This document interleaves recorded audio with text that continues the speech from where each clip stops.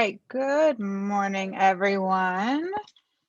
All right, I am going to start out by sharing my screen real quick.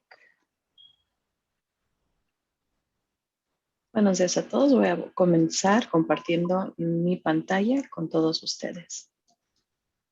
Okay, can we see this? ¿Todos lo pueden ver? Yes. Okay, good. All right, so I will give everybody a link and I will translate this as well, just so you have it. I have some of it done already.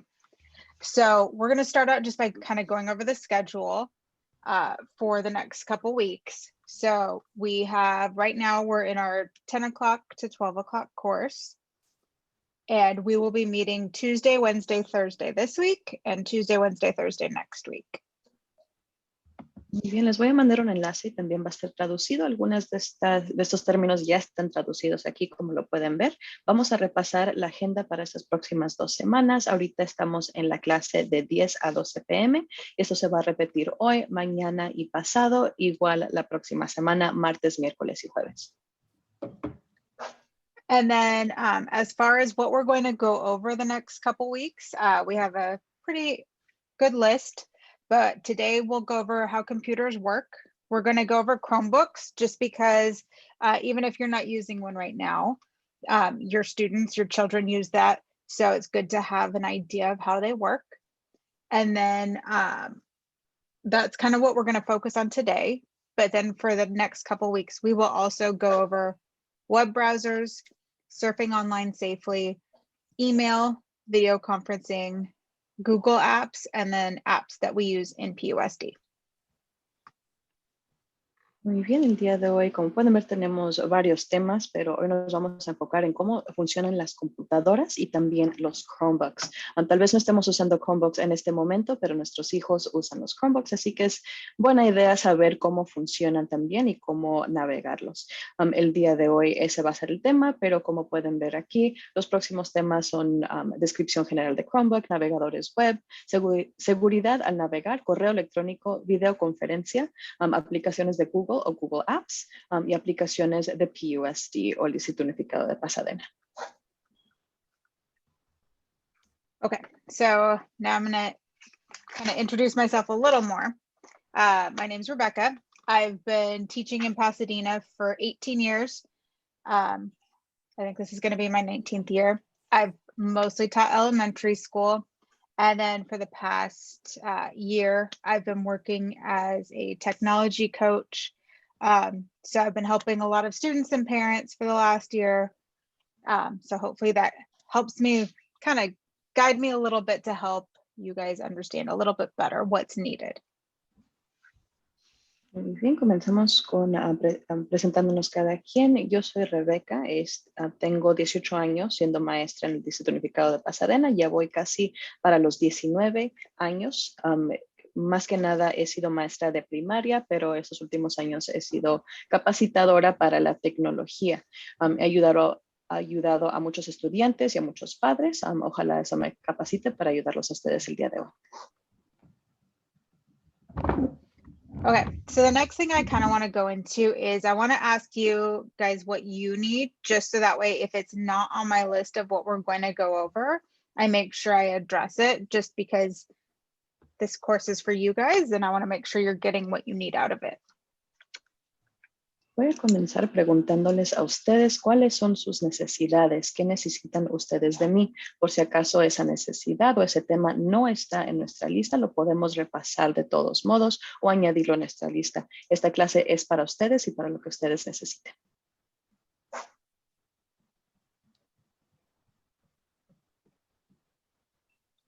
So if you have anything, then feel free to speak up and let me know. Así que si tienen alguna duda o quieren repasar algún tema en específico, siéntense con la libertad de quitarse el silencio del micrófono y déjenme saber lo que es que necesitan.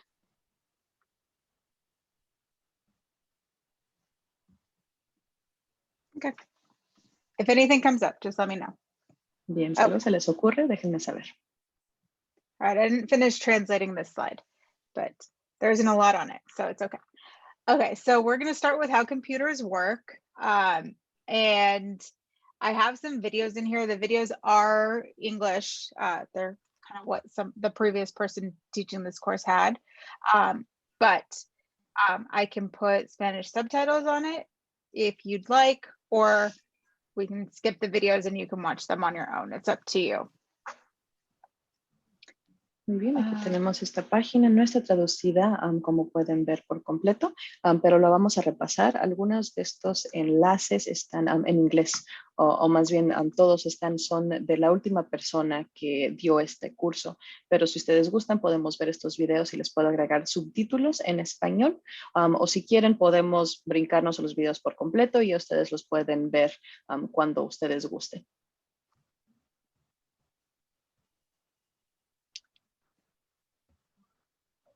No thoughts. Okay. So we'll start out with hardware and software. So hardware on a computer is basically what the computer is made of. So it's those hard things that you can touch, concrete things. And then software are the applications that you use on that computer. So I heard both of you say that you're using laptops. Is that correct? Muy bien, vamos a comenzar con... I'm sorry, Rebecca. We also have Roxana, so we want to ask her what she is using maybe. Roxana, can you please tell us what kind of device are you using? Buenos días, Roxana. Podemos ver que ya se unió al curso. Si nos puede decir, por favor, qué tipo de computadora está usando, tal vez un Chromebook, una laptop o computadora regular.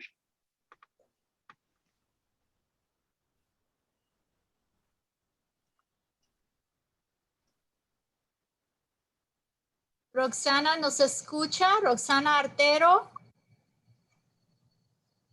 Sí, disculpe, pero no sé por qué me sale como Roxana Artero. Mi nombre es Carla. Roxana Artero es mi hija, pero mi nombre es Carla Bielman. Estoy usando una Apple. Okay. Es por eso, quizás está registrada a nombre de su hija. Entonces, ¿cuál es su nombre otra vez? Carla Bielman. ¿Carla? Carla Bielman. Ok, Carla Bielman. Bienvenida. Gracias. Seems Carla is using an Apple or a Mac computer. Okay, good. So we are all using laptops today. Makes it a little easier, I guess. So I'll kind of explain more when we talk about Chromebooks, but with laptops, we have kind of hardware that works a little bit better, more effectively than a Chromebook. And then with laptops, we can load software onto it that runs on the device versus a Chromebook, which is everything is basically online. Alrighty, I'm just going to jump back really quickly, Rebecca, for the beginning of the hardware and software. Yes. Muy bien, el primer tema que podemos ver aquí en esta página, en inglés dice hardware y software. Vamos a seguir usando términos regulares porque casi siempre van a aparecer así. Pero el hardware es la ferretería o de lo que está hecho una computadora. Todo lo que ya sea táctil, lo pueden tocar, lo que sea concreto, de qué está hecho el sistema que están usando. Ese es el hardware. El software serían las aplicaciones o los programas que ya pueden descargar o subir a su aparato. Como habíamos dicho, parece que nuestros 3 estudiantes están usando laptops. Y nos cuenta Rebeca que vamos a hablar también un poco de los Chromebooks, pero con las laptops es un utensilio más efectivo, aguanta más, por decir, las laptops, y también es más fácil descargar diferentes aplicaciones o diferentes programas a nuestras laptops. Cuando se trata de los Chromebooks, casi todo lo que se usa en línea o tiene uno que estar conectado al internet. Okay, so next, I don't know if you guys want to watch the video or if you want to watch it on your own. Nos pudieran decir, ¿están interesadas en ver el video ahorita todos juntos con los títulos en español o quisieran ver los videos en su propio tiempo? Si nos pueden compartir, por favor.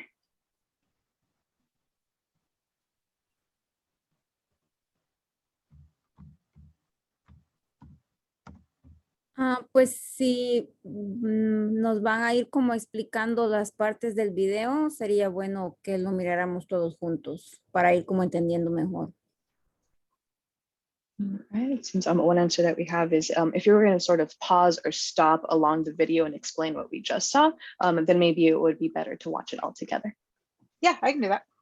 Perfect. Let me stop sharing real quick so I can open this. And then I can share it a little bit better. All right.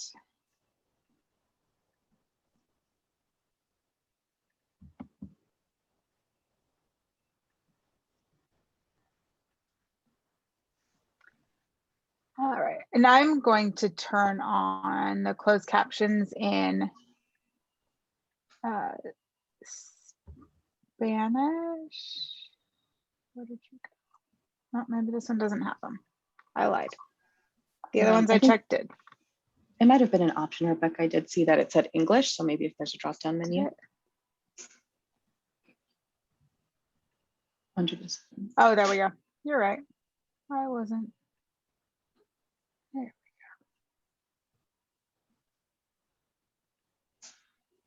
go. All right, here we go. Let me know if you can't hear it. Hardware and software, two terms you've probably heard of at one point or another. The odds are high that you use Bien. both. You can hear it? ¿Todos pueden escuchar el video? Sí. Both on a daily basis, whether it's with your smartphone or personal computer. Let's take a deeper look at what these two things are and why they're important. Hardware is any element of a computer that's physical. This includes things like monitors, keyboards, and also the insides of devices like microchips and hard drives. Software is any Okay, so again, hardware is anything physical that you can touch. So it can include the monitor, the keyboard, and anything inside the computer. Así que una vez más, cuando hablamos de hardware, estamos hablando del aparato físico, todo lo que podemos tocar, ya sea el monitor, el teclado o cualquier utensilio dentro del mismo dispositivo o aparato. anything that tells hardware what to do and how to do it, including computer programs and apps on your phone. So video games, photo editors, and web browsers are just a few examples. Hardware and software are very different from each other. Okay, so again, software are the applications we use. And like he said, can include video games, photo editing, it could include word processing. Lots of things are in that software group. Y el software, como habíamos dicho, son los programas o las aplicaciones que podemos descargar e instalar en nuestras computadoras. Y como dijo el del video, también incluye los videojuegos, aplicaciones para editar fotografías o programas para escribir.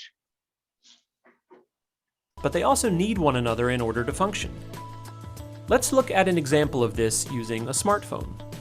In this case, the hardware would be the physical phone itself, and the software would be its operating system and its apps. If we were to take away the software, we would just have a dead phone in our hands. It wouldn't be able to make calls, text, or go online because it's not receiving any kind of instructions. On the other hand, let's say we have no hardware, meaning there's no actual phone. If all we have are the programs, we just have a bunch of instructions, but nothing to give those instructions to. So the big picture here is that hardware needs software to tell it what to do, but software also needs hardware in order to act out its directions. So we need both software and hardware to work together to be able to, for our devices to function. And that's anything from a cell phone to a computer. So it's important that we have both. Así que necesitamos las dos cosas, el hardware y el software, que trabajen en conjunto para poder funcionar. Y eso incluye desde nuestros teléfonos celulares hasta nuestras computadoras. Necesitamos las dos cosas. Technology will continue to evolve, and though we may not be sure of how things will look in, say, 100 years, this combination of hardware and software will be there, serving as its foundation.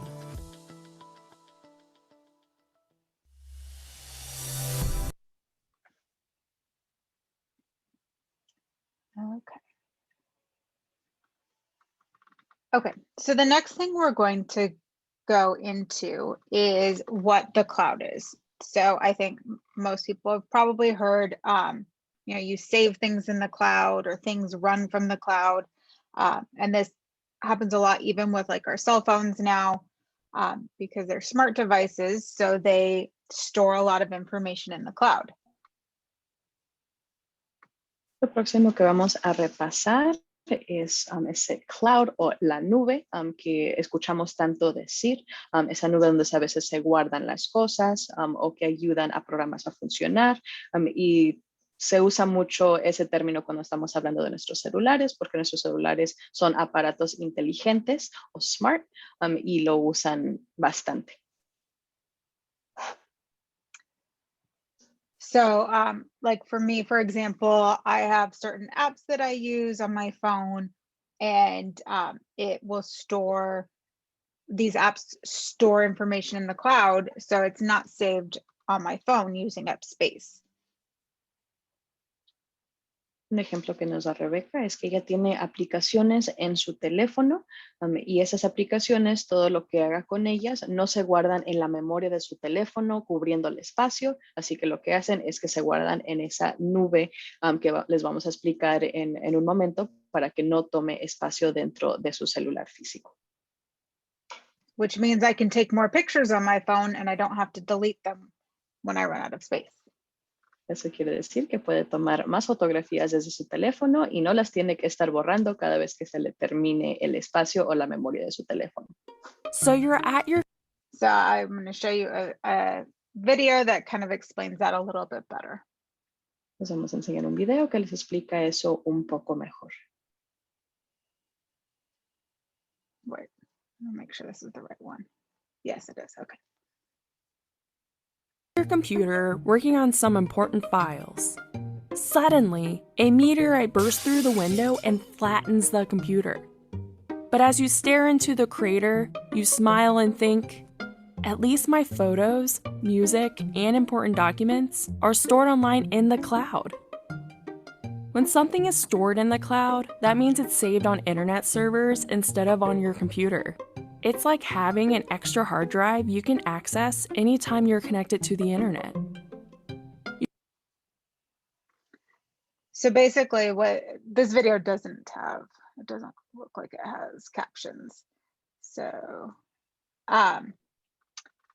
basically what it's saying is that instead of everything being stored on the device itself, it's stored on servers somewhere else. And that way you don't lose access to it if something happens to your actual device. Muy bien, parece que este video no tiene, no se puede utilizar las capciones o los subtítulos en español, pero básicamente lo que nos ha explicado es que hay dos opciones para poder guardar nuestra información o nuestras cosas en un aparato. El primero es guardarlo en la memoria del mismo aparato donde cubre espacio, o el segundo es tenerlos en servidores externos. Eso le llamamos la nube, que son como una memoria externa que se guarda en otro lugar o está en otro lugar del mundo, pero que está recibiendo esa información de sus teléfonos y guardándola ahí para que no cubra espacio dentro de su teléfono o dentro de su aparato. You can access your files anywhere by using cloud-based apps. Some run inside your computer's web browser. These are called web apps. And some of them can also be installed on your mobile device. For instance, Google Docs is a cloud-based app that you may already use. It's free, and it allows you to view, create, and edit many types of projects. You can access Google Docs from almost any device with an internet connection. Since you only need a connected device to access the cloud, you can take your files wherever you like. You can take a photo on your smartphone and upload it to a cloud-based photo storage service like Google Photos or Dropbox. Then you can access that photo on any of your other devices like your computer or TV. Okay, I'll pause right there. So basically what it's saying is that not only are there files that can be stored in the cloud, there are apps that basically run on the cloud, meaning they only run on the internet. And so you can access these files from anywhere. So for example, I said Chromebooks are primarily internet based. So that means you can access information from your Chromebook from other devices as well. So it's a very flexible tool. It makes it so you can, you don't have to always have your one device with you. You can access from your phone, from a Chromebook, sometimes from your TV. So it's a good tool to use. Bien, lo que nos está explicando aquí es que no sirve solamente para guardar en inglés files o en español archivos, sino también se pueden guardar o descargar aplicaciones del Internet. Y como habíamos mencionado antes, cuando estamos usando un Chromebook, tiene que estar conectado al Internet y tiene ese servidor externo o esa nube de la que estábamos hablando. Ya usando eso, si usted está viendo Google Docs o cualquier otro programa que esté basado en el Internet en su teléfono, por ejemplo, eso no está simplemente guardado en su teléfono, está en la nube. Así que si quiere usar otra computadora en otro lugar o si quiere ver algo desde su televisión, si tiene capacidad para eso, puede descargar esa misma imagen o ese mismo archivo en cualquier aparato. No tiene que ser el mismo teléfono donde comenzó usándolo. Puede ser cualquier otro aparato que tenga conexión al Internet. You can even work on a document when you're far away. Una pregunta. Sí, Carla. Y esto lo usamos con el Google App o buscando como el cloud. ¿A qué se refiere? ¿Esto lo usamos? Sí, como nos basamos en el Google Apps para verlo como dice usted en otra computadora o en el televisor o solo o cómo es que lo encontramos. So Carla's question is, how do we find this file, for example, or this picture? Do we have to download Google Apps on any other device that we want to see our file on? Or do we hook in directly to the cloud? How does that work? It depends. If you have a device that already has the Google Apps on it, then you just access through those Google Apps. If you have a device, so for example, if you have a TV that doesn't have the Google Apps on it, but it does have a browser capability, you can go to Google through the browser, like by typing in the URL and access your files that way. Así que hay dos maneras. Suponiendo que tenemos algo en Google Apps, en Google Docs, que es un ensayo o algo por escrito que están viendo a través de esa aplicación. Para poder ver ese mismo archivo o bajarlo en otra computadora que no sea la primera que estaba usando, pueden hacer una de dos cosas. Primero es bajar la misma aplicación de Google Apps y de esa manera poder sacar ese mismo archivo, o pueden usar su navegador web o el browser que le llaman. De esa manera, si oprimen algo y no tienen la aplicación instalada o descargada en ese aparato, les va a abrir el Internet. En ese teléfono a veces es Safari o a veces es Google Chrome, pero ahí sí se mete la dirección. No tiene que forzosamente tener esa misma aplicación descargada. A través del Internet puede sacar también ese archivo. Ok, gracias. Okay, thank you. Away from your desk and share it with anyone you want instantly. Storing files in the cloud is a great way to protect them from accidents, viruses, and more. You can use cloud-based storage services like iDrive or Backblaze to back up the contents of your computer. These services run continually and back up automatically. This way, you will always have the most recent versions of your files stored in secure online servers. If something bad happens to your device, you can easily transfer your backup files from the cloud to another device. Whether you're backing up photos and music that you love, or using a file on the go, the cloud has a lot to offer. Plus, when your files are stored in the cloud, you won't need to worry about losing them to a computer malfunction or a rogue meteorite. So basically, you can use the cloud to save files. So that way you don't lose them. If so, like they said, if something happens to your device, or it also protects them. So that way, like if your computer gets a virus, you don't lose your files. So it's a great way to store your files and protect them, especially when it comes to photos that you don't want to lose, music, or like things that you've paid for, like videos, you know, music that you've purchased, movies that you've purchased, things like that. Bien, entonces lo que nos enseña este video es que podemos usar esa nube para guardar nuestros archivos o nuestras cosas en caso de que algo le pase a nuestro aparato. Que tenemos esas fotografías en nuestro teléfono, de repente el teléfono no funciona, se quebra, se pierde, pero tenemos todas esas fotografías en la nube, en ese servidor externo, donde si compramos otro teléfono, nos metemos a esa misma aplicación, la instalamos, podemos sacar nuestras fotos que están en ese servidor externo o en esa nube. Eso nos protege también de virus. Si tenemos un virus en nuestra computadora donde accesamos nuestras cosas, pero esas cosas también están guardadas en esa nube, agarramos otra computadora o podemos limpiar nuestra computadora, componerla de alguna manera y de todos modos tener acceso a nuestras cosas, archivos, música, fotografías, videos, todo ese tipo de cosas. Okay. So the last thing we're going to go over as far as kind of computers and devices go are how well Wi-Fi works and how cell phones work. So most people have a cell phone now.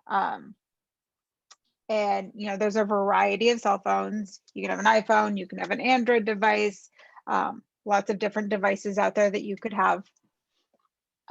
And cell phones basically work by connecting to cell towers. So obviously, you know, we're not using something that's attached to anything now. They're all, you know, they're not wired, just like landlines used to be, or still are, I guess. I'll stop there. Go ahead. No problem. Muy bien, el último tema que vamos a repasar en esta página es cómo sirve el Wi-Fi o el Internet inalámbrico y también cómo funcionan nuestros teléfonos. Sabemos que hay una variedad de diferentes aparatos que pueden usar como teléfono celular. Existen los iPhones que los hace Apple, existen los Androids, muchas marcas y una diversidad de diferentes teléfonos que podemos usar. Estos teléfonos funcionan o se conectan al Internet por torres que están mandando esa señal, agarran la señal es nuestros aparatos y así funcionan, nos podemos conectar al Internet. Ya no se usan los cables como anteriormente se usaban, que se tenían que estar en un mismo lugar conectados a la pared o a una o al teléfono o algo así, ya todo es inalámbrico. And so our devices also can connect to Wi-Fi if that's available. So that would be basically wireless internet. And so we have one more video here. Let me, oh, this one has closed captions. Turn that on. Oh, wait, let's add. Atera includes everything MSPs and IT pros need in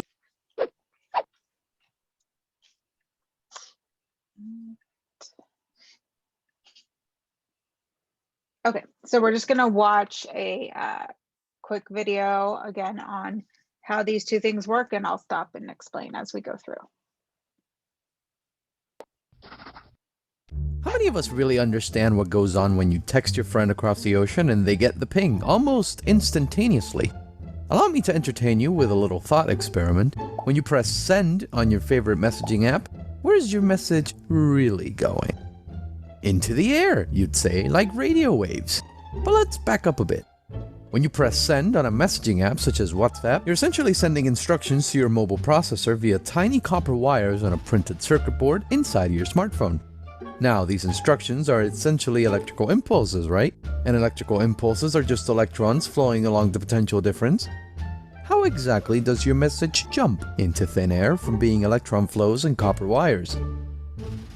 At one stage, you So basically they're saying when you send a text message and you hit send, where does it actually go? Does it float through the air, or what's happening. And so obviously when you hit send, something is sending electrical impulses to your phone. And so now we'll find out what happens next. Aquí el tema que nos introduce este video es qué es lo que pasa cuando oprimimos el botón en nuestro teléfono para mandar un mensaje a otra persona. Cómo de repente le llega casi instantáneamente al teléfono de esa persona. De repente sube al aire, ¿qué pasa? Son ondas como parecidas a las del radio. ¿Cómo exactamente funciona? Nos está explicando que todo tiene que ver con el hardware dentro de nuestros teléfonos, que se manda impulsos eléctricos y cómo eso manda los mensajes o las cosas que queremos mandar a otra persona. You had a circuit board that you could touch and feel and even smell, and then suddenly you have radio waves in the invisible part of the spectrum, flying away into thin air at incredible speeds. What's in between? Well, an odd-looking device. It's an antenna, which roughly translates to a pole in Latin. An antenna is a metal-tongued voodoo device that swallows electrical impulses and spits out radio waves. It's as silent as the dead, but its screams can be heard for miles. Specifically, a Wi-Fi antenna like the one here in the picture screams at 2.4 gigahertz, that's more than 2 billion beats per second, and spits out waves of roughly 12.5 centimeters in length. Unlike visible light, these waves can pass through certain materials and even bend around corners.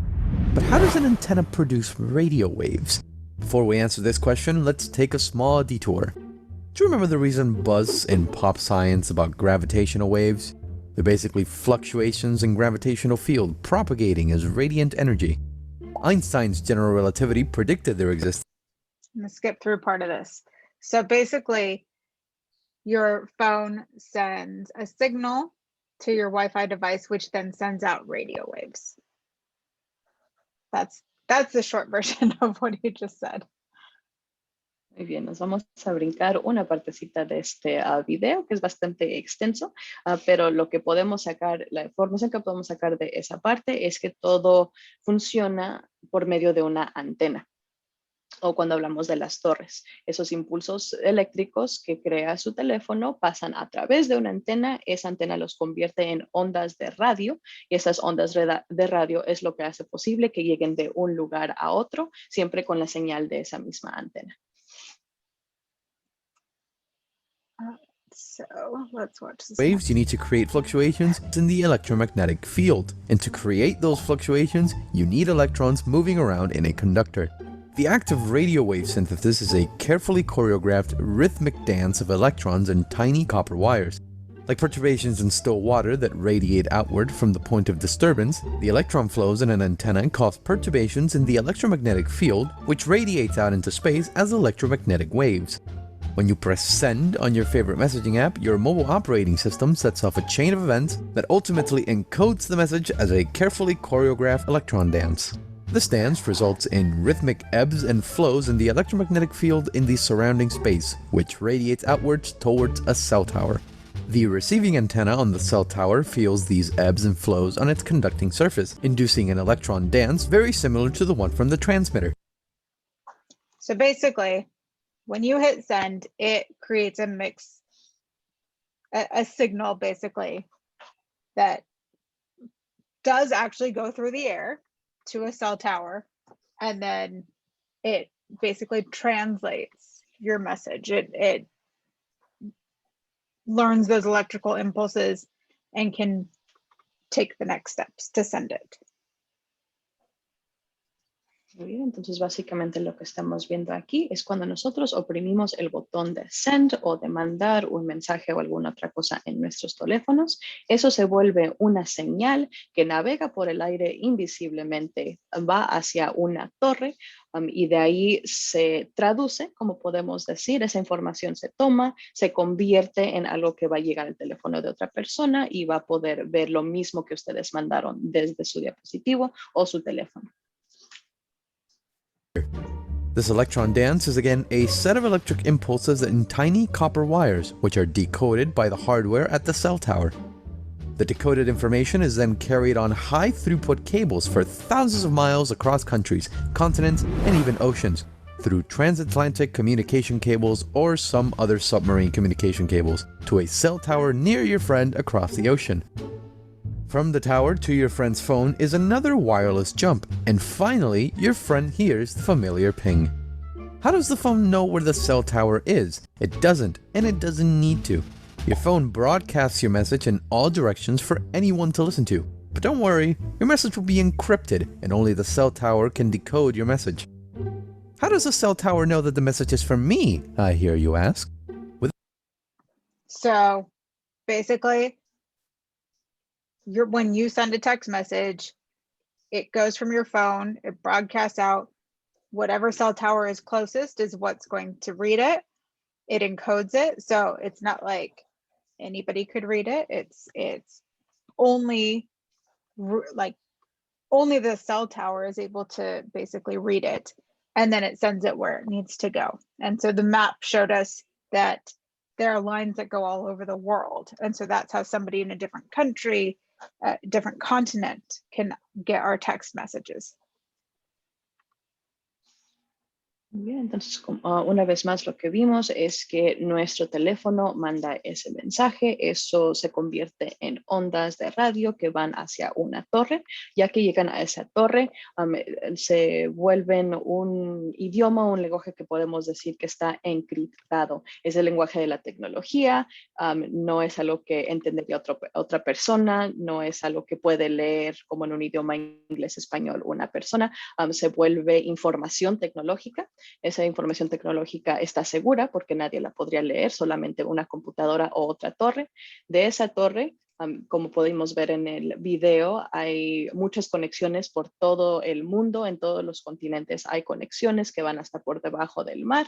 Nos explicó el video. Ya de ahí, esa información, esas ondas, encuentra una torre igual a la que está cerca de usted, cerca de la persona a la quien le está mandando un mensaje. Hay torres por donde sea. Si yo le estoy mandando un mensaje a usted, hay una torre cerca de mí que convierte esas ondas. Ya cuando está llegando hacia usted, hay una torre cerca de usted donde está tomando esa información, la está volviendo a traducir en un idioma que su teléfono puede entender, y así le llega el mensaje a usted tal como yo lo mandé. With every message you transmit, you also include a code that uniquely identifies your device. That is how the cell tower knows that it's you. But how does the cell tower differentiate between messages from different phones? The phones all agree on a protocol to send messages to the tower at either different times, different frequencies, different locations, or using different codes. The best analogy I have for this is that of a classroom. Imagine it contains 100 students and just one teacher. Now, if all the students start speaking at once, the teacher cannot understand any of them, so they agree on a protocol. If a student wants to speak, they raise their hand and wait for the teacher to point to them. If multiple students raise their hand at once, the teacher picks them out one by one so that only one student is speaking at any given time. In this case, the cell tower is the teacher and the devices are the students. While students can speak at different times to avoid interference, devices can speak at different times, different frequencies, or different codes to avoid interference. So you're telling me that the majority of the communication is not really wireless? Yes, unless you're using a satellite phone, wireless communication is only used for 2 steps along the road. So basically, each device has its own unique code and way that it transmits information, and that's how the cell towers are able to differentiate what devices are sending information. And the analogy that they gave was that it's like a teacher with students in their classroom, and each student raises their hand to speak and they're called on it at different times. It's the same kind of concept. Una pregunta que nos hizo el video es si estamos todo el mundo usando ciertas torres, o por ejemplo todos en Pasadena usando un número finito de torres, ¿cómo sabe esa torre que es mi teléfono el que está mandando esa señal para que se la mande a una persona específica también? La respuesta es que cada uno de nuestros dispositivos o aparatos tiene un código único.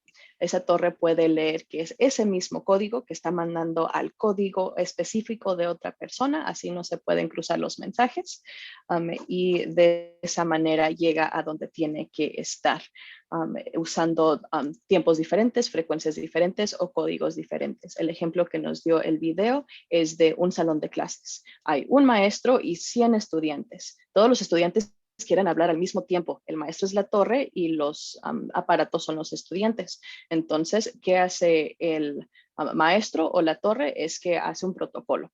Dice, cada quien quiera hablar, le alce la mano.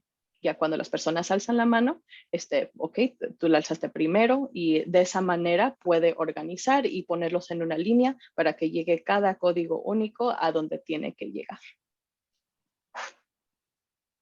Sender to Tower 1 and Tower 2 to receiver. The communication between the cell towers happens through ultra-high-speed communication cables underground.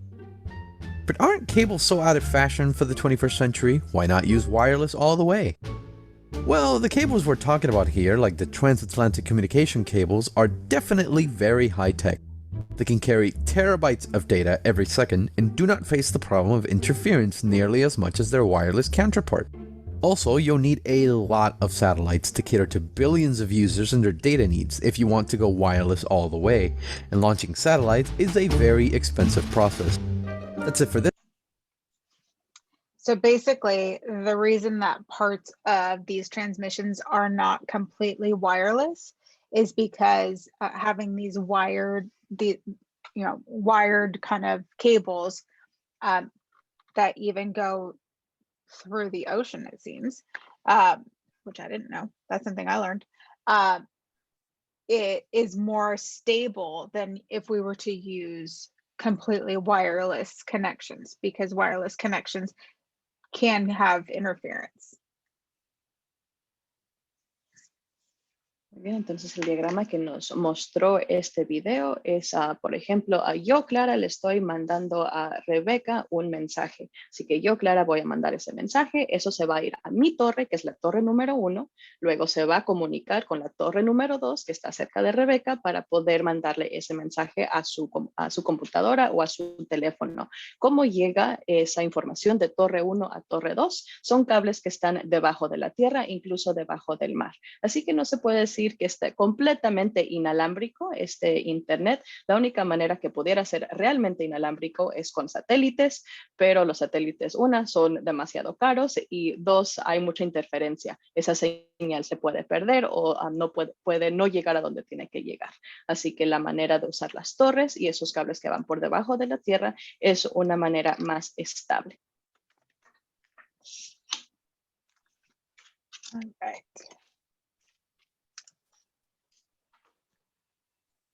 Okay, so are there any questions about that? ¿Alguna pregunta acerca de estos temas, de estos videos?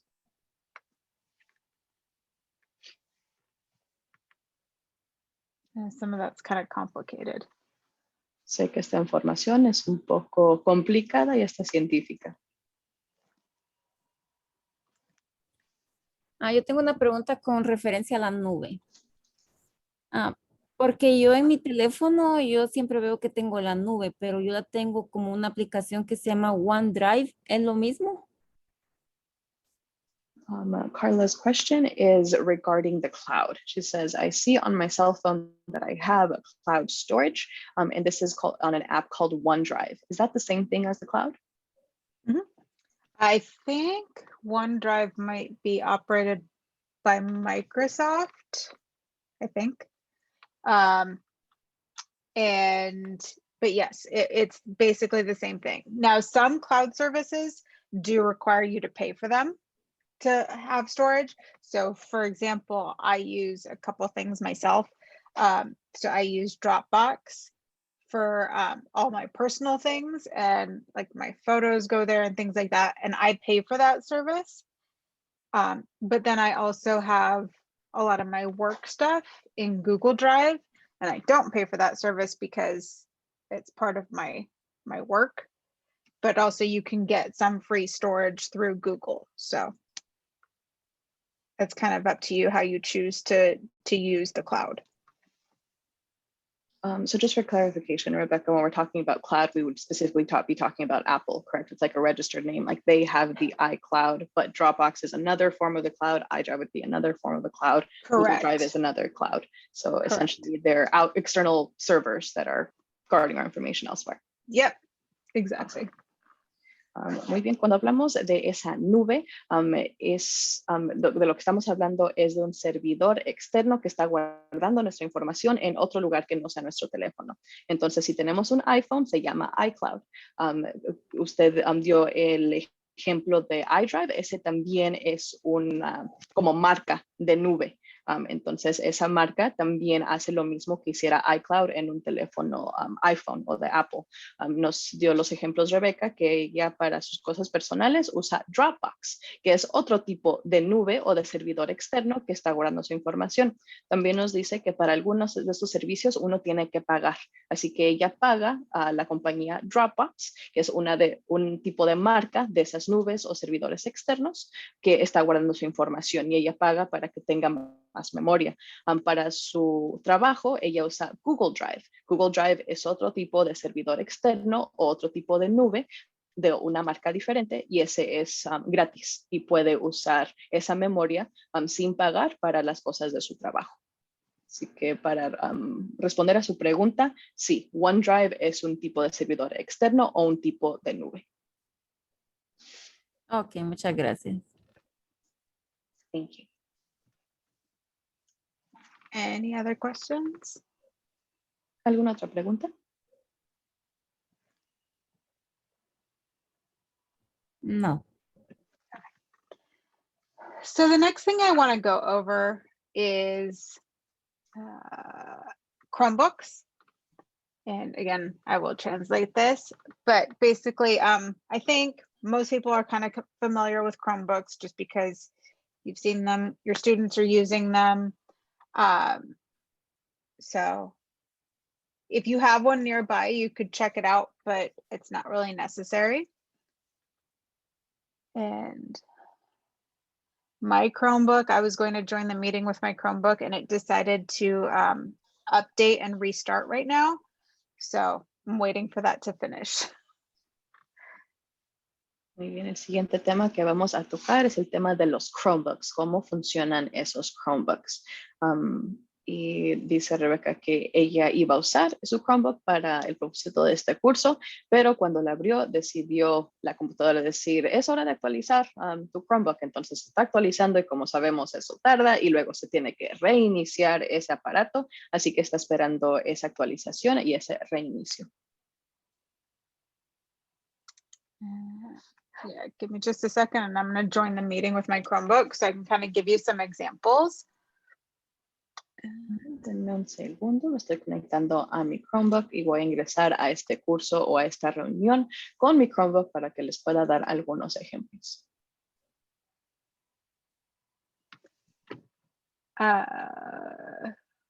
So I have in here how to connect to a hotspot, but I'm not sure how important it is to know that at this point, because hopefully we're all going back to in-person learning.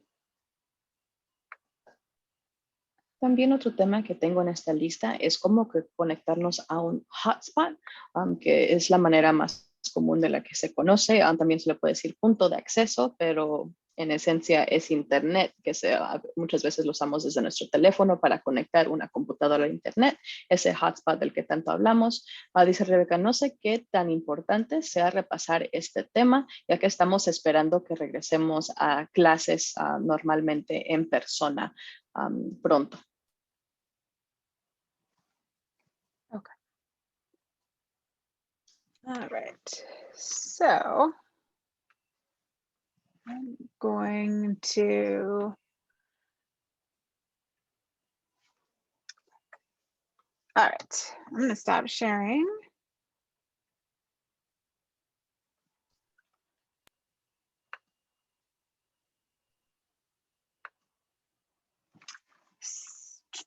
Hold on, I gotta give myself permission real quick.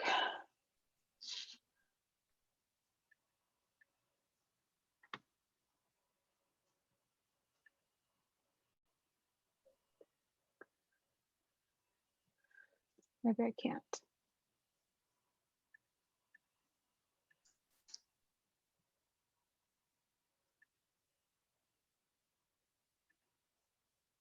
Guess I can't give myself permission.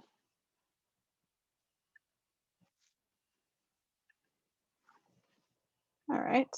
Well, that was what I was going to do was kind of show you how to do a couple of things on here, but I don't know if it'll work. I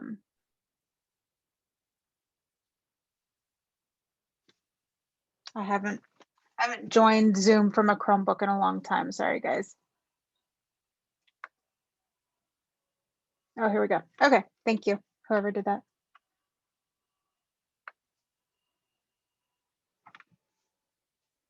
Okay. So when you have a Chromebook, and your students might be familiar with this, one thing that's important to do, let me just go to, I'm gonna go to Canvas real quick, because this is kind of the, what we've dealt with a lot over the last year.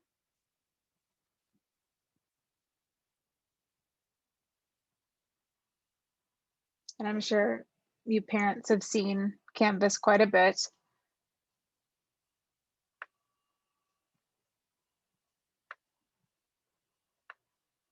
So when you're on a Chromebook, you may, especially your students may notice that they have to have a few things open at the same time. So for example, I go to one of my Canvas pages. If I'm a student and I'm in Canvas, teacher wants me to do something, but I still want to keep Canvas open,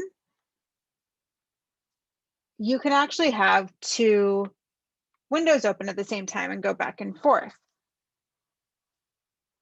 So for example, I'm going to open up this file and you can see now I have two tabs open at the top. But one thing that is helpful, especially for some of our younger kids, is I'm just going to take this tab. So you can see I have two tabs open at the top. And take one and I'm going to drag it down. So now I have two windows open. And I'm going to stop there. Sorry. I kept going, not thinking. Sorry, I was muted. That's all good. When I get to the part about the tabs and opening the two windows, I might ask you to just do that one more time so we can see it real time. Muy bien, como podemos ver, Rebeca ahora está conectada desde su Chromebook. Por un momento vieron dos Rebecas. Una era su cámara de su computadora que empezó a comenzar desde el principio y la otra era desde su Chromebook. Ahora podemos ver la página en su Chromebook. Abrió la aplicación Canvas o el programa Canvas. Tal vez ustedes ya estén familiarizadas con el programa de Canvas. Es donde se guarda toda la información de las clases de sus hijos, donde pueden accesar sus tareas y ese tipo de cosas. Y aquí les estaba enseñando cómo podemos tener dos páginas, también se le pueden llamar dos ventanillas abiertas al mismo tiempo. Entonces, esas ventanillas, para organizarse, podemos ver hasta arriba que hay dos tabs o se ven las dos ventanillas arriba. Una dice 2 a 3 playlist y el otro dice Ed Puzzle. Pero lo que podemos hacer es, en vez de tenerlas en la misma pantalla, separarlas y de esa manera tenemos dos ventanas abiertas, una junto a la otra al mismo tiempo. And so what I've always taught my students to do, so I mostly taught 5th grade, so they're a little bit more advanced than some of our little kids, but some of these little kids have learned quite a bit in the last year. So what you do is you just take your tab, you separate it from the window above, and then you want to make one of your windows. And so I'm in this window with Ed Puzzle. And once you move your cursor to the side, you can see you get a little arrow. And if you click and drag, you can make that window smaller. So I'm going to do that with one window, and I'm going to go to my other tab up here. I'm going to do the same thing to this window. And so I just had to drag it a little bit to make it not be full screen. And then I can set these up side by side to make it a little bit easier to go back and forth. En lo que les está enseñando aquí es después de que separamos esas dos páginas, las dos están del mismo tamaño, está una encima de la otra. Lo que podemos hacer aquí es oprimir solamente una y como nos enseñó con las flechitas, si ponemos nuestro ratón o nuestro mouse encima de eso, aparece una flechita, podemos hacer la ventana más grande o más pequeña y de esa manera poner una ventanilla o una página abierta de un lado y la otra página del otro. Muchas veces nuestros estudiantes o nuestros hijos tienen que hacer esto para ver dos páginas a la misma vez para algún tipo de trabajo o alguna actividad que estén haciendo dentro de sus clases. Dice Rebeca que ya era maestra de 5º grado, así que eran un poco más avanzados estos niños y ya sabían hacer este tipo de cosa. Tal vez los chiquititos no sepan cómo usar esto todavía, les puedan ayudar, pero dice, con este año pasado que tuvimos, probablemente ya hasta los más chiquitos saben hacer esto. So again, this is just something that's helpful, that's good for you to know to help your students out. And you might be able to use it too for some things. Esto solamente se los quería enseñar, tal vez sea algo útil para sus estudiantes que tienen que tal vez leer algo y responder preguntas acerca de esa misma cosa al mismo tiempo. Les pueden ayudar ustedes a minimizar y a hacer de ciertos tamaños las páginas que quieren ver para que puedan ver todo ampliamente sin problemas.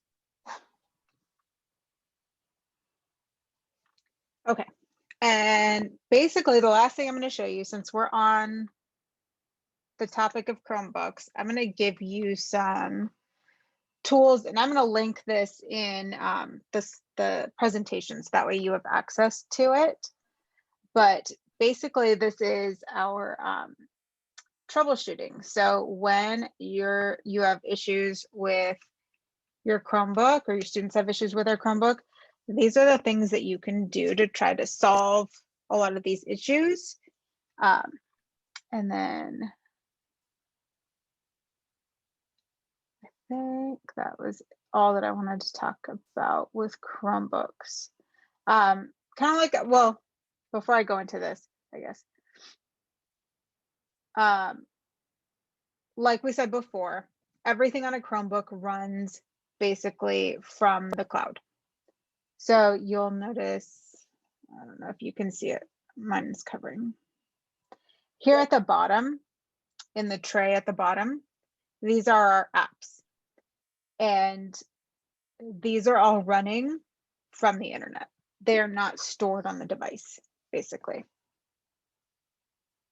Bien, esta lista que vemos enfrente de nosotros es una lista de soluciones para cualquier problema que estén teniendo a los estudiantes, tal vez con sus videos usando su Chromebook. Le llamamos a esas soluciones troubleshooting. Troubleshooting es, tenemos algún problema.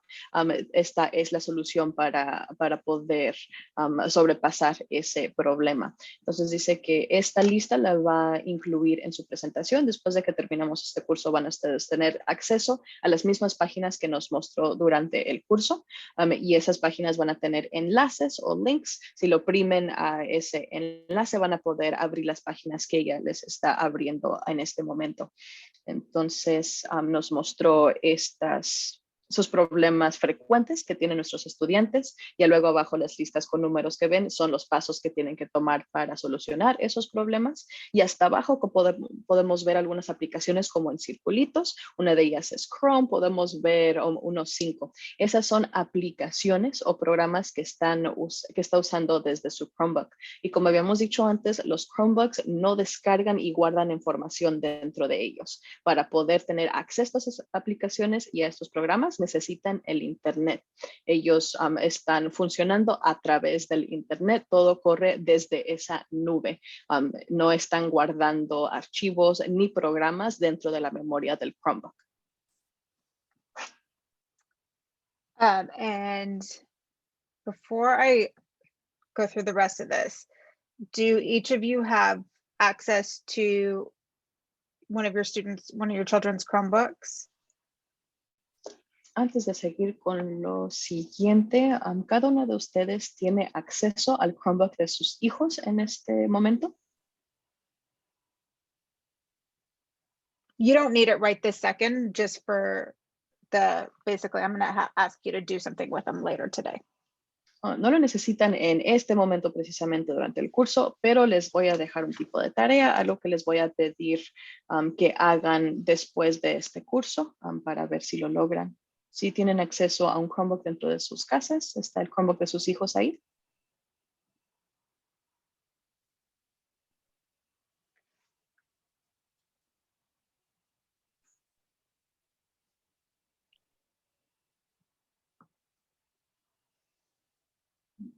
Nuestras Marías, María Rodríguez, María Gallegos, Carla Dillman, todos tienen acceso a un Chromebook en sus casas el día de hoy.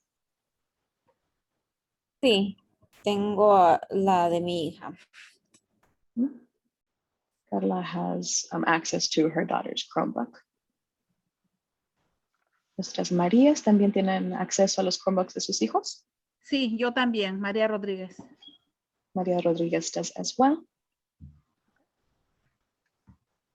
María Gallegos, ¿tiene usted acceso al Chromebook de su hijo o hija dentro de su casa?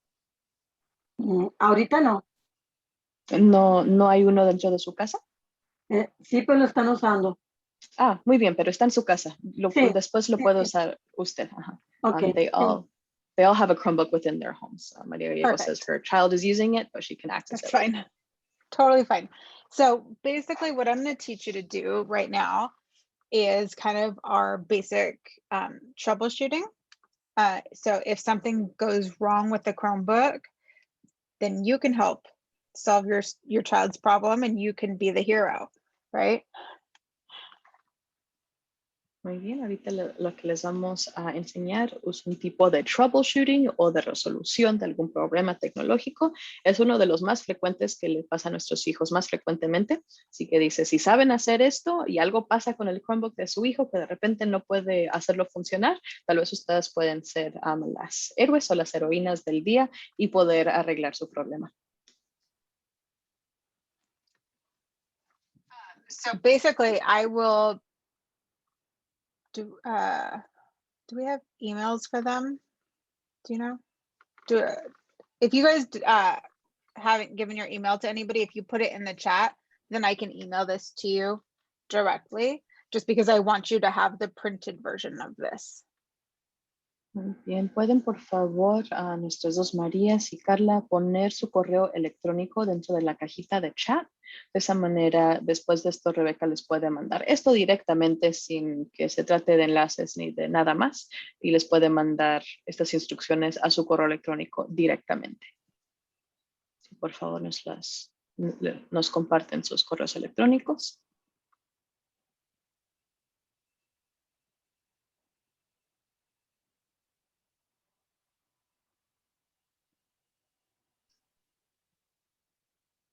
I can get it after, but I'll walk you through this just so you can see. And I'm going to give you access to this document, which is helpful because it has videos embedded.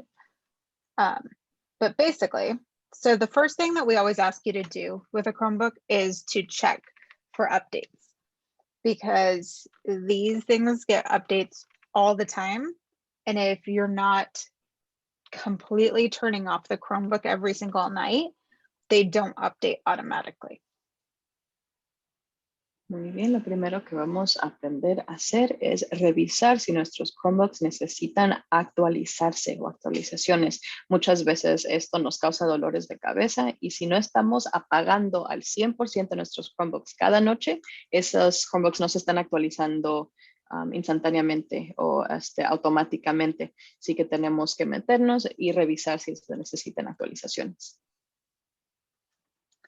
So to update your Chromebook, you start by clicking in the information tray down in the lower right. It's usually in the lower right corner.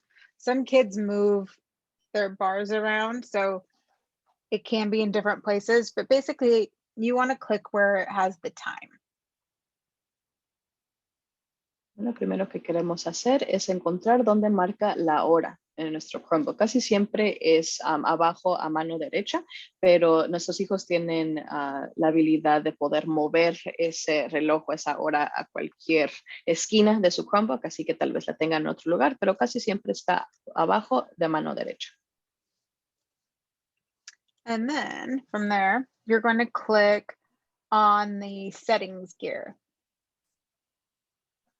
Después de oprimir donde nos marca la hora, les va a aparecer esa misma pantallita que les mostró Rebeca y de ahí nos vamos a meter a Settings. From there, you're going to click where along the left side where it says About Chrome OS. Ya cuando opriman ese símbolo de Settings, parece como una florecita, es una parte de las herramientas. Después de eso les va a aparecer esta página y a la mano izquierda, hasta abajo dice About Chrome OS. So once you're there, you can see where it says check for updates. So it tells you what version you're on, and then it says check for updates. And you click that, and it will tell you if your Chromebook is up to date or if you need to update. And if you need to update, you just push a button. It'll update automatically, and then it will tell you when it's time to restart your device. Muy bien, ya que oprimimos About Chrome OS, vemos este botoncito que dice Check for Updates, que es revisar para ver si se necesita alguna actualización. Lo oprimimos ahí y muchas veces nos da la opción de actualizar esa computadora y de ahí nos dirige la misma computadora de ahora estoy actualizando y también les dirige cuando es momento de reiniciar o apagar y volver a prender esa computadora. And often updating will help with a lot of issues that Chromebooks have. Muchas veces si tiene problemas el Chromebook de sus hijos, actualizando ese Chromebook va a ayudar con esos problemas. A veces está muy lenta, necesita actualizaciones. Después de actualizarse, todo funciona mejor. So the second thing we usually tell people to do is clear their browser cache. And the reason you might want to do this, so if you're having trouble where you try to log into something and it's not working, or a document isn't loading properly, clearing your browser cache will usually help solve that issue. Muy bien, a veces también tenemos otros programas que no salen bien los programas o los archivos que estamos tratando de accesar o las páginas no se están viendo correctamente dentro del Internet. Lo que tenemos que hacer en estos momentos es limpiar nuestro cache, que se le llama en inglés, que en esencia es como la historia del navegador, todo lo que han estado viendo, es toda esa información la guarda la computadora y así sabemos lo que han estado abriendo, lo que han estado viendo de esa manera y eso hace la computadora más lenta y le causa problemas. Si de vez en cuando limpiamos todo eso, lo borramos por completo, todo funciona mejor. Basically what it does a lot of times is it just kind of, it cleans it up. It makes it so it runs a little bit better. Usually it runs a little bit smoother. It speeds it up sometimes. So this is what I tell a lot of people to do. Así que este es uno de mis consejos cuando están teniendo problemas con sus Chromebooks que están muy lentos, que no están funcionando correctamente, es borrar esa información que ya no la necesitamos, que limpia la computadora en esencia y de esa manera nuestro navegador, nuestra computadora puede funcionar más rápido y mejor. So this one's pretty simple. You click on the three dots up in the top right corner. Bien, esto es bastante fácil. Lo que vamos a hacer es en nuestra página del navegador o del Internet. Vemos dónde está ese símbolo de 3 puntitos, uno encima del otro, y oprimimos ahí. And then you're going to go to More Tools. Después vamos a oprimir más herramientas. And then you're going to go down to where it says Clear Browsing Data. Y vamos a seleccionar la opción que dice Clear Browsing Data o eliminar datos del navegador. So we'll click there. And it's going to bring up this window. And it will, Ivana. yes, it starts by saying time range, and you want to select all time. The default is usually last hour, but you want to make sure it says all time. Ya se va a abrir esta pantallita de aquí y le pregunta qué tanto quieren borrar o eliminar. Y vamos a seleccionar de esas opciones all time o desde siempre. Casi siempre cuando abrimos esta pantallita dice queremos eliminar solamente la información de la última hora, pero eso no les va a ayudar mucho. Quieren seleccionar all time o que se borre todo desde el comienzo. De esa manera funciona mejor. Then you want to make sure the box is checked next to cookies and other site data. And Luego, then cached images and files. luego queremos and then- oprimir y seleccionar estas cajitas junto a cookies and other site data, también cached images and files. Este es tipo de información o tipo de cosas que están obstruyendo que queremos eliminar. And then site settings and hosted app data. And for this, you don't need passwords checked or autofill. These don't need to be checked. Basically, that will make sure that if you've saved any passwords, which our students save a lot of their passwords, which is understandable. It's a lot to remember, but it won't clear those out. So you don't have to worry about that.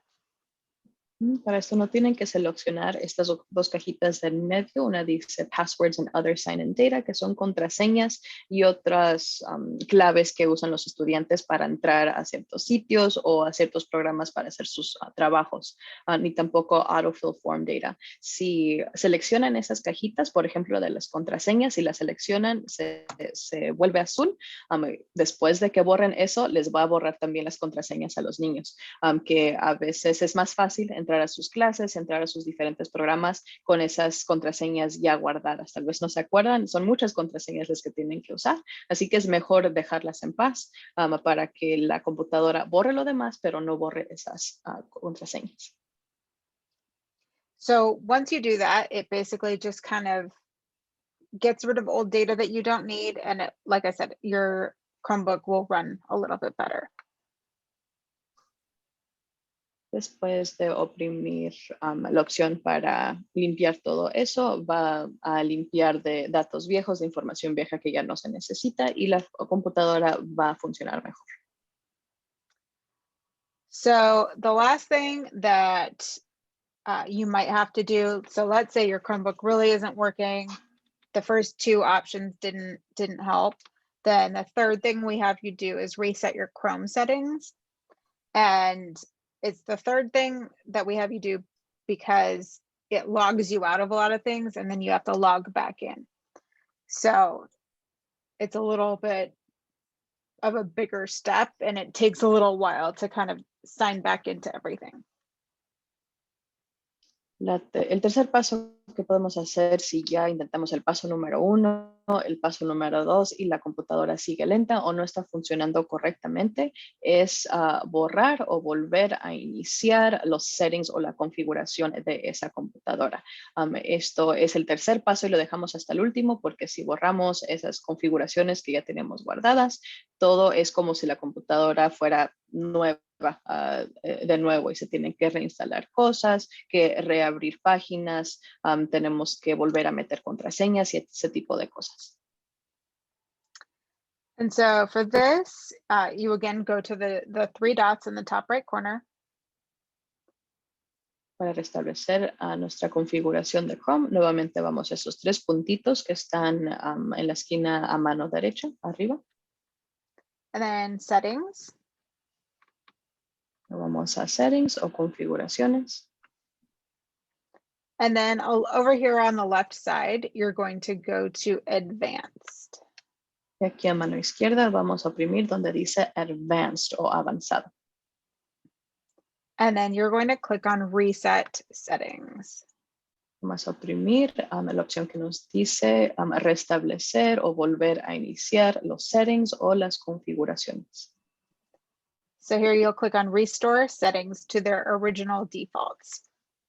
Aquí nos dice restablecer las configuraciones a las configuraciones originales. So if you have a student who likes to customize everything and change colors, and I had one parent tell me once that he thought his student thought he was a hacker and kept changing everything and really just messed up his Chromebook. So if you have a student like that, this helps a lot. Si tienen un estudiante que les gusta personalizar su computadora, que les gusta tener diferentes colores, todo tal, muy único, que su computadora no se parezca a la de otros estudiantes. Esto tal vez pueda ayudar. Alguien alguna vez me contó que tenía un estudiante que se sentía hacker o que podía metérsela como casi ingeniero de computación. Eso tal vez puede ayudar porque todo eso cubre espacio. Entonces, si podemos restablecer la configuración original, eso le va a ayudar a esa computadora. So from here, we just click on Restore Settings and you'll click on Reset Settings. Now, again, this logs you out of everything. So if you do this, you have to be prepared to use your password a bunch of times. So this is usually, like I said, it's the third thing that I tell people to do because it takes a while to kind of log back in. Después vamos a oprimir donde decía Reset Settings, ese botoncito azul, pero nuevamente les recuerdo que esto nos va a sacar de todas las páginas donde necesitaban una contraseña, así que es como si fuera nueva la computadora. Vamos a tener que volver a reiniciar todos los programas que teníamos guardados, a volver a meter contraseñas para que nos deje meter a esos programas. Así que siempre les digo a mis estudiantes y a los padres que esta es la última opción, ya si nada de las otras dos cosas funcionaron. Okay. So, like I said, I'm going to share that document with you. So that way, tonight, what I would like you to do is practice practice the updating the Chromebook and then clearing the browser cache on your students' devices. You don't have to reset the settings because your child might not be happy about having to log back into everything, but at least try the first two so that way you can get used to how it works and maybe you can, teach your children something too. Así que para esta noche quiero que practiquen la primera, actualizar la computadora, la segunda, borrar o eliminar ese cache o esa información que necesitamos. Por favor, no practiquen el tercer paso, que es restablecer las configuraciones originales, porque tal vez sus hijos se enojen con ustedes de que ya tienen que volver a ingresar y meter sus contraseñas a todo. Pero esos dos primeros pasos quiero que los practiquen esta noche.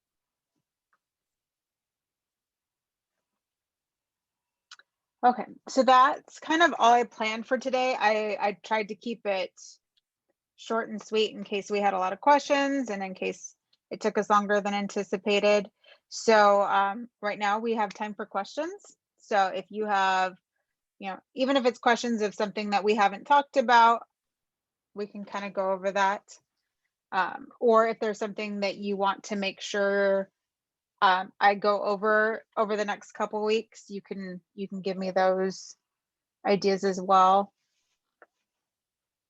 Muy bien, es todo lo que teníamos preparado para el día de hoy. El objetivo de Rebeca hoy era darles un resumen, algo más simplificado, rápido, simple para que se pudiera entender más fácil y así tener más tiempo al final del curso para hacer preguntas. Si tienen alguna pregunta de lo que hemos repasado, por favor, este es el momento de hacerlas. O si durante este curso se les ocurrió otro tema que quieren que cubra Rebeca o alguna pregunta que no esté en la lista que ya les habíamos enseñado, también es el momento de compartir eso.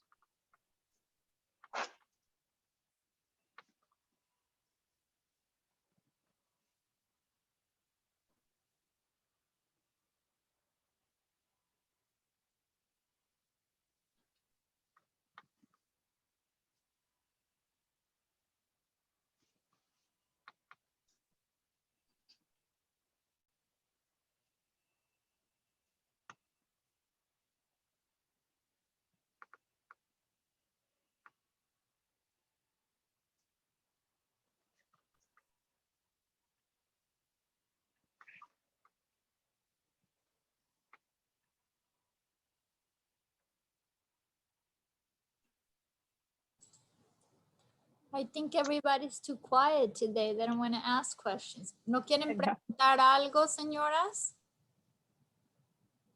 Yo sí quiero, tengo una pregunta. Sí, Adelante. sí nos puede mandar la tarea por escrito para que no se nos olvide. Maria Rodriguez is asking if you could please write out what the homework is or what the assignment is, so they don't forget what they have to do. Yes, absolutely. I will email the document and the couple of things. And I will put it in English and Spanish. So hopefully, if you don't, I use Google Translate, which works pretty well, but if there's minor errors, please excuse me. Muy bien, así que sí, les va a mandar la tarea por escrito a sus correos electrónicos, que parece que nos falta uno. Creo que María Gallego, si nos pudiera compartir por favor su correo electrónico, les va a mandar este documento que les acaba de enseñar y también las instrucciones en inglés y en español. Dice, discúlpenme si la traducción en español no está muy bien, uso Google Translate, aunque a veces funciona, pero a veces no.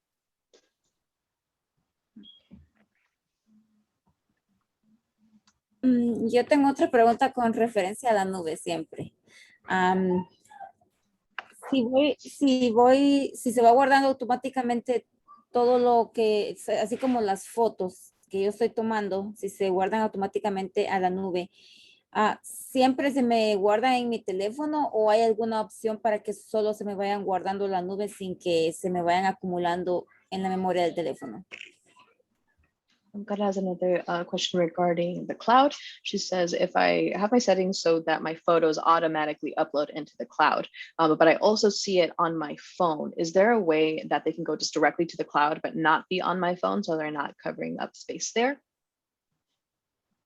It depends on the type of device you have. If it's an Android, I don't have an Android, so it's harder for me to help you or know exactly where they should go.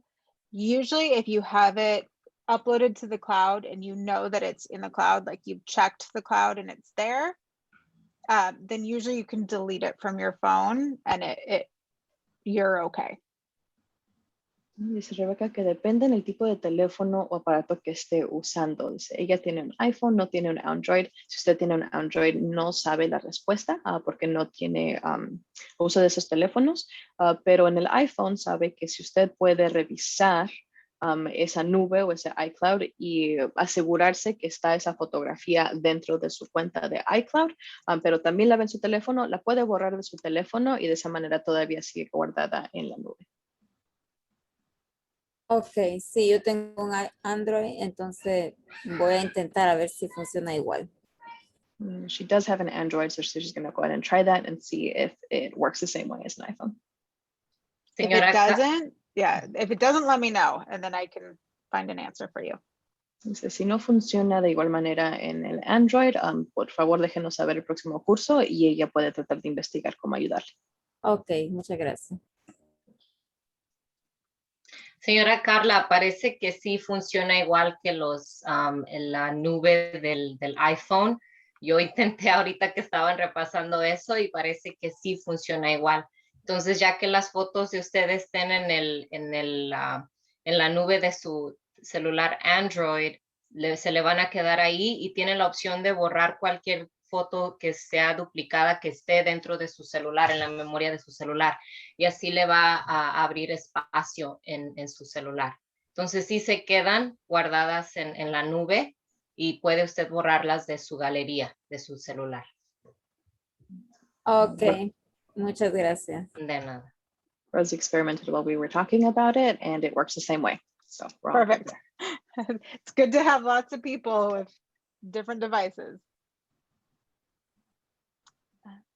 All right. So let me share. So I will send you all my contact information when I email you the presentation. I'll email you the presentation and I'll email you the document that has all the steps. But here also is my email, and then my extension at the district is listed there as well. So you can call me directly if you need something.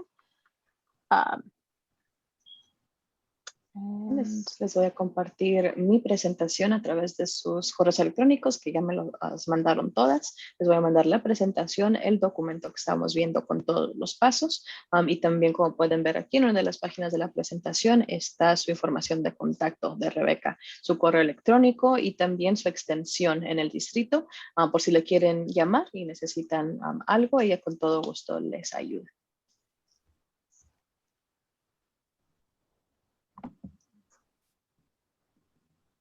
Tengo una pregunta con referencia a las clases, porque estaba viendo en el correo que nos enviaron que como que es martes, miércoles y jueves las clases, o es solo una vez por semana. I'm gonna just need some clarification on the classes. So it is correct that classes are today, then tomorrow, and the next day. So Monday, Wednesday, Thursday of this week, and next week as well. Is that correct? Tuesday, Wednesday, Thursday, yes. Como usted vio, Carla, si es correcto, las clases son martes, miércoles y jueves de esta semana, ya sea hoy, mañana y pasado, y la próxima semana también, martes, miércoles y jueves. Son 6 clases en total. Ok, está bien, gracias. And like I said, if you have anything that comes up that you want me to explain more, or if there's something that let's see, I'll put it back on.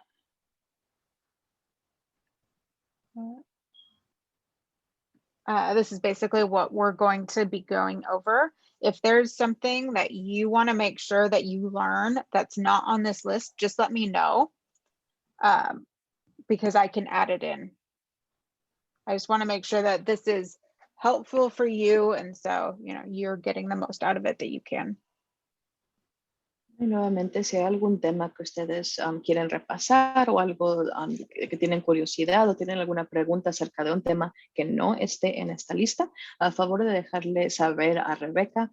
Ella con todo gusto puede agregar ese tema a la lista o responder cualquier pregunta que tenga.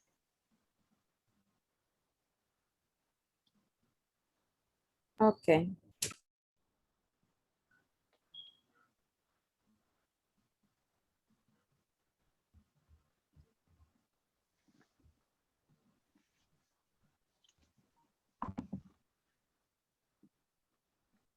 So that's pretty much it. Like I said, I didn't plan as much today because I didn't know how long it would take us, and I didn't want to overwhelm anybody. So we still have like 25 minutes or so if you guys have questions, but if not, then. Bien, como había dicho, esto es todo por hoy. No quería darles demasiada información y sobrecargarlas. Ahí también quería dejar suficiente tiempo por si tenían alguna pregunta. Así que si tienen alguna pregunta, por favor, siéntense con confianza. Y si no, de igual manera está bien y nos podemos ver mañana.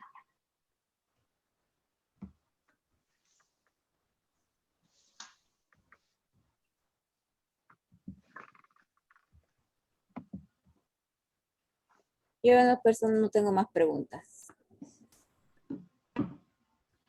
Yo tengo una pregunta. ¿Esta misma clase es en la tarde, es la misma de las tardes también? Carla says no more questions from me, but Maria Rodriguez asked, is this class that we just took right now, is it going to be the same class that's offered later in the evening? Mm-hmm. Yeah, basically the morning class and the evening class are the same. Si yo no puedo tomarla en la mañana, ¿la puedo tomar en la tarde? If during any of these 6-day lessons, I can't attend during the morning, can I attend in the evening? Mm-hmm. Sí. Yeah, I believe so. I don't think the evening classes have too many people in it, but correct me if I'm wrong. I don't know how many people are enrolled. Sí, usted puede asistir en la tarde. Le pregunta a Elizabeth que la corrija si está equivocada.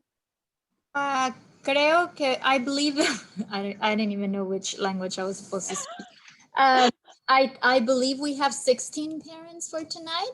It could be more or less, because we were expecting 8 in the morning. However, we only have 3, so anything can change, but I don't think we will have a big crowd. Yeah, that's fine. Then. Sí, usted se puede unir a la clase de la tarde. Por ejemplo, el día de hoy teníamos 8 padres que se anotaron para la de la mañana y solamente vinieron 3. Así que tenemos 16 que se anotaron para la tarde. Tal vez sean esos 16, tal vez menos. Pero claro que sí, usted se puede unir en la tarde o en la mañana. Oh, ok, está bien. ¿Y con el mismo enlace se puede conectar uno o es diferente? It's the same link if you're trying to join the evening class. Sí, es el mismo enlace.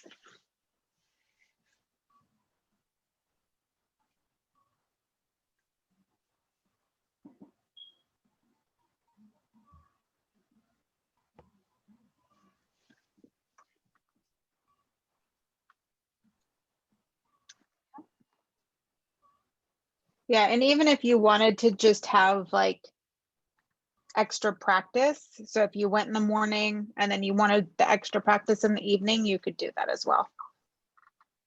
Incluso si sienten que necesitan más práctica, si se unieron al curso de la mañana y todo estuvo bien, pero quieren escuchar de nuevo ese curso o esa clase, pueden volver a unirse a nuestra reunión en las tardes. Okay. And people in the evenings might have different questions too, so you never know. También es posible que los estudiantes en las tardes tengan otras preguntas, así que uno nunca sabe si se quieren unir a nuestra reunión esta tarde, son bienvenidas.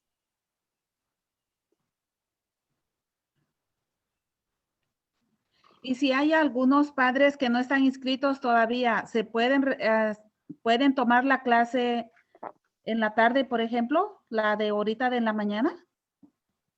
And if there's any parents that we know that haven't registered for these courses, but maybe they'd be interested, if they didn't come to this morning's, can they still join for this evening's class?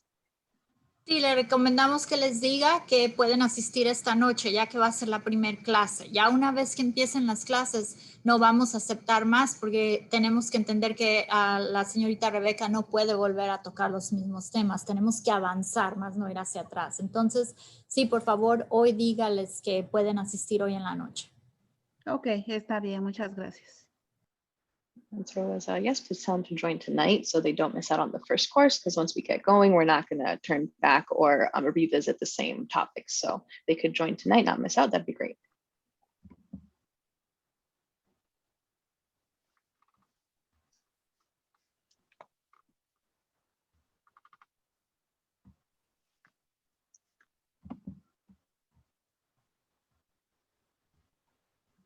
All right, so that's pretty much it then.